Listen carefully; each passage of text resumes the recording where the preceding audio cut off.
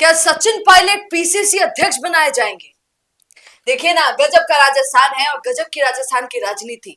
यहाँ हमारे यहाँ कुछ चीजें ऊपर उठती हैं, मीडिया में बड़ी चलती हैं, सुर्खियां बटोरती हैं और कुछ ही समय के बाद डाउन हो जाती हैं। जैसे कि सचिन पायलट का ये मुद्दा पूरे 2025 में चला कि पीसीसी अध्यक्ष बनने वाले हैं, बन गए। अरे मैडम, हो ही गया बस। क्या सच में वो पीसीसी अध्यक्ष बन जाएंगे, बन पाएंगे?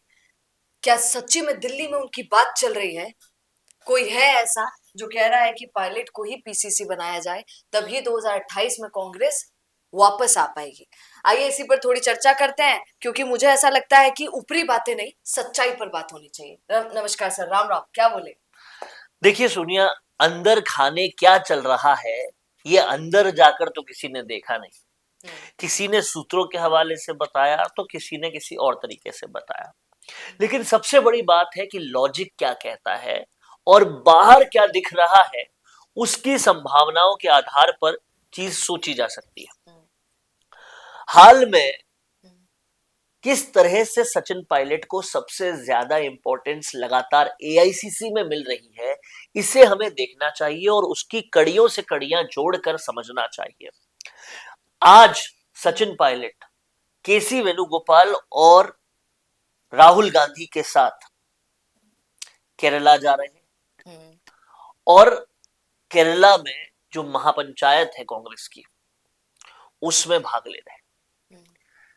राजस्थान का कोई और बड़ा नेता नहीं है, दूर दूर तक नहीं है, केवल सचिन पायलट ही क्यों? अब इस बात को सोचो। बहुत सारे प्रभारी भी और हैं, बहुत सारे पीसीसी अध्यक्ष भी हैं, बहुत सारे और भी लोग हैं। उन सबको छोड़कर केसी वेणुगोपाल, जो कि आज कांग्रेस के सर्वे सर्वा हैं स्ट्रेटजीज के मामले में, राहुल गांधी जो कि सबसे उच्च पद पर है कांग्रेस के, और उसके बाद सचिन पायलट।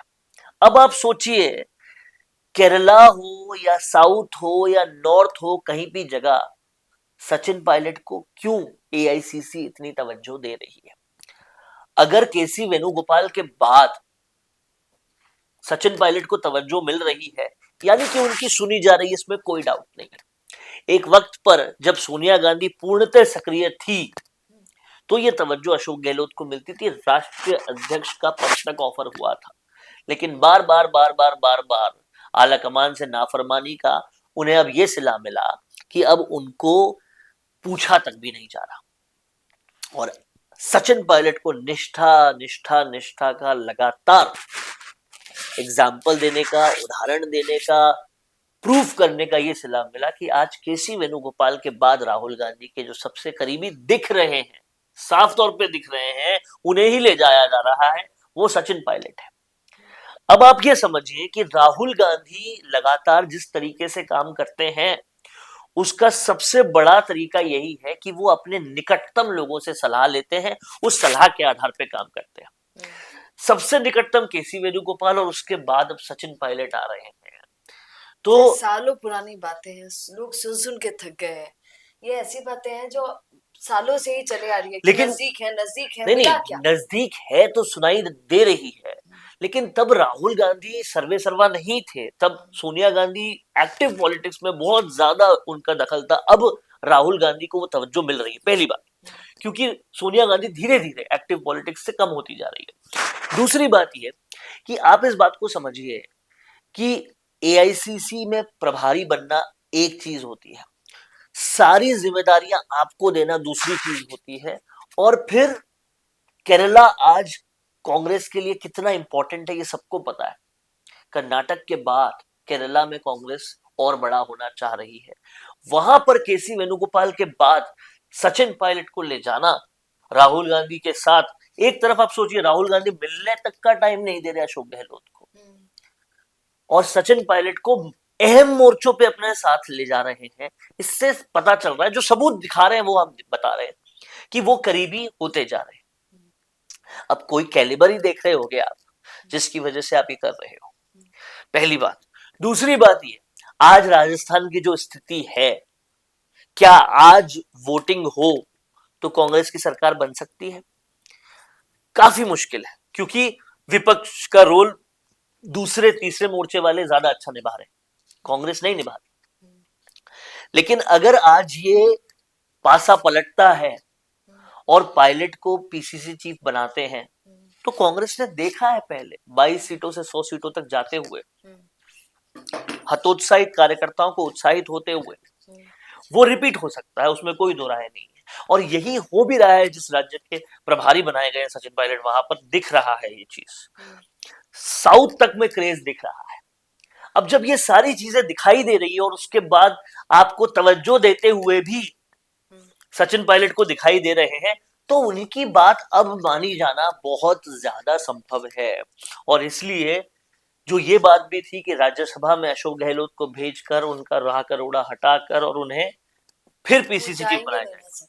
देखिए, राज्यसभा जाने के अलावा अशोक गहलोत के पास अब कोई ऑप्शन नहीं है, इतना नजरअंदाजगी हो चुकी है कांग्रेस से उनकी, तो उनके पास अब कोई ऑप्शन नहीं है। एक तो वयोवृद्ध जो अवस्था है, उसके बाद एक्टिव पॉलिटिक्स में, और दूसरी बात जिस तरह से आलाकमान लगातार इग्नोर कर रही है, उनके पास ऑप्शन क्या बचता है एक पद पे रहने के अलावा। सुनिए ना, आप जो बात बोल रहे हो बिल्कुल सही है, पर आपको ये भी, हम लोगों को इस पर भी चर्चा करनी चाहिए कि आज की राजस्थान की रियलिटी क्या है।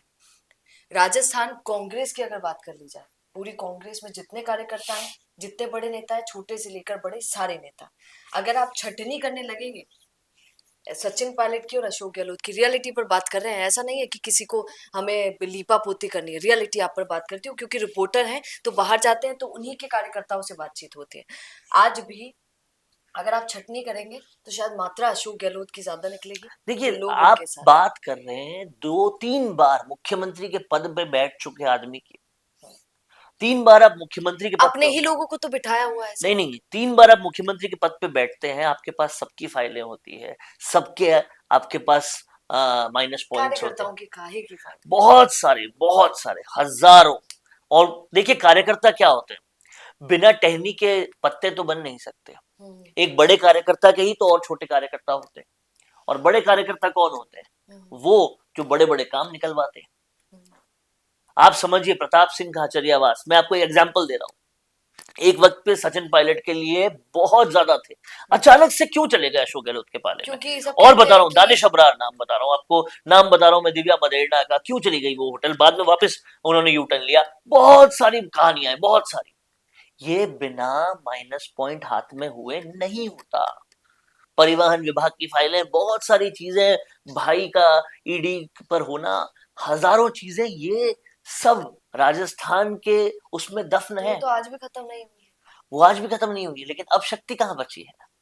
अब अशोक गहलोत की खुद की शक्ति थी कि वो सीएम थे, भाजपा में वो शक्ति थी कि वसुंधरा राजे थी, अब दोनों ही शक्तियां नहीं रही, तो क्या चीज किया जाएगा। ऐसी बहुत सारी चीजें हैं। तीसरी शक्ति जो होनी चाहिए एक नेता के पास, वो उनके पास नहीं है, जनता में लोकप्रियता। अशोक गहलोत के वो उनके पास ग्राउंड पर नहीं, कार्यकर्ताओं में है, जनता में नहीं। जनता, सर एक सेकंड, अभी मैं फिर से इंटरप्ट करूंगी, पर ये भी रियलिटी है कि आज भी शहरी लोगों से पूछ लीजिए, गांव के लोगों से पूछ लीजिए, माँ को मुख्यमंत्री कौन, तो कई लोग आज भी। देखिए, मैं आपको बताता हूँ, अशोक गहलोत की कुछ योजनाएं हैं, इस बात को दोहराए नहीं किया जा सकता, जिन्होंने लोगों को कुछ हद तक फायदा पहुंचाया। वहां उन योजनाओं की वजह से अशोक गहलोत की कुछ गांवों में तारीफ है। लेकिन आप इस बात को सोचिए, जोधपुर 3 बार के मुख्यमंत्री रह चुके, जोधपुर में अपने बेटे को नहीं जितवा पाए, झोली खोल के वोट मांग लिया। अगर इतना कुछ किया होता, शहर ही है ना जोधपुर, दूसरा सबसे बड़ा शहर है राजस्थान का, हनुमान बेनीवाल को लाकर कोशिश की जालोर से जिताने का, पहले जोधपुर में झोली फैला के वोट मांगे, नहीं जिता पाए। फिर जालोर में हनुमान बेनीवाल को ले जाकर, क्योंकि जालोर भी मारवाड़ का इलाका है, कोशिश की, नहीं जिता पाए। जोधपुर में अगर आपका वर्चस्व होता तो आप ये कर लेते। फिर जोधपुर में डीसीसी की हालत देखिए, डिस्ट्रिक्ट कांग्रेस कमेटी की, गोविंद सिंह डोटासरा खुद जाके देख रहे हैं, वहां लोग ही नहीं आ रहे। अगर इतना वर्चस्व होता तो कुछ हो ही जाता। फिर राजेंद्र गहलोत, जो अशोक गहलोत के मेन आदमी हुआ करते थे एक वक्त पर, वो भाजपा में चले। मैं आपको खाटी जोधपुर की बातें बता रहा हूं, जहां से वो इलेक्शन लड़ के आते हैं। जब आप अपनी कंस्टिट्युएंसी नहीं संभाल पा रहे, तो और क्या चीजें संभालेंगे। फिर तीसरी बात, आज आप लोकेश से लेकर बाबूलाल कटारा तक, ये सब क्यों आपके खिलाफत में हुए, ये बहुत सारी चीजें, इसके पीछे बहुत सारी चीजें। तो कहीं ना कहीं ये सब होने के बाद, अच्छा मानेसर का कांड में सचिन पायलट का नाम आता है, उसके बावजूद भी आज सचिन पायलट कहीं ना कहीं जो इमेज लेके चल रहे हैं वो इमेज अशोक गहलोत नहीं ले पा रहे। इस बात को समझ, एक आदमी बता दीजिए लोकेश की तरह जो करीबी होकर सचिन पायलट का भी विरोध करता हूं अंदर से कि इस तरीके से उन्होंने करप्शन किया, इस तरह की चीजें की, कि एक आदमी है। सर वो मुख्यमंत्री नहीं बने ना, वो पीडब्ल्यूडी मिनिस्टर थे, वो पीडब्ल्यूडी मिनिस्टर थे, आप मेरी बात समझिए। वो डिप्टी चीफ मिनिस्टर भी कुछ वक्त तक रहे, वो पीसीसी चीफ रहे। पीसीसी चीफ के पास टिकट्स देने का सारा चीजें होती है, करप्शन का आरोप किसी पे भी लग सकता है, तो क्यों नहीं लगा आज तक? बहुत सारी चीजें, बहुत सारी चीजें।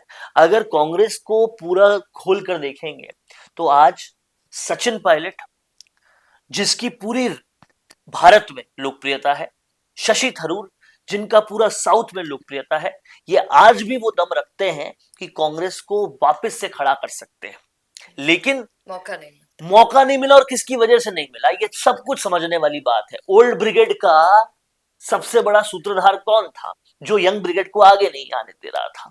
इन सारी चीजों के गहनता में जाकर देखेंगे तो आपको बहुत सारी चीजें पता लगेगी। आज ओल्ड ब्रिगेड में जो अशोक गहलोत के साथ थे, कपिल सिब्बल, गुलाम नबी आजाद, ये सब, और स्वर्गीय अहमद पटेल, वो तो अब दुनिया में नहीं रहे। बाकी सब लोग भाजपा छोड़ गए, सॉरी कांग्रेस छोड़ गए। क्यों? ये सारी चीजें समझनी पड़ेगी।